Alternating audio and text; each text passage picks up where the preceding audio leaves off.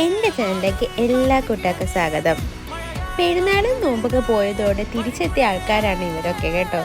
ഇതുപോലൊരു കോമ്പോ കണ്ടാൽ പിന്നെ വിടാതിരിക്കാൻ പറ്റുമോ? പിന്നെ ഒന്നും നോക്കിയില്ല. ഒരു പ്ലേറ്റിലേക്ക് തന്നെ 3 തവി ചോറും ആവശ്യത്തിലേറെ പയറുതോരനും പിന്നെ നല്ല അടിപൊളി നെമ്മീൻ പൊരിച്ചതും ഉണ്ടായിരുന്നു കേട്ടോ. പിന്നെ കാച്ചിമോര് എൻ്റെ ഫേവറേറ്റ് ആണ്.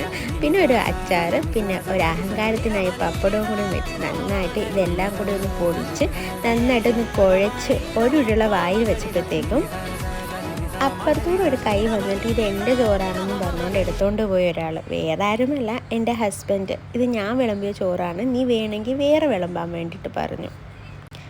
പിന്നെ എനിക്ക് ക്ഷമയില്ലാത്ത കാരണം ഞാൻ ദാണ്ടെ എൻ്റെ സ്റ്റീൽ പാത്രത്തിലേക്ക് എല്ലാം കൂടി വിളമ്പിയതിന് ശേഷം ഞാൻ നല്ല അടിപൊളിയായിട്ട് കഴിച്ചു കേട്ടോ. നല്ല സൂപ്പർ ടേസ്റ്റ് ആയിരുന്നു.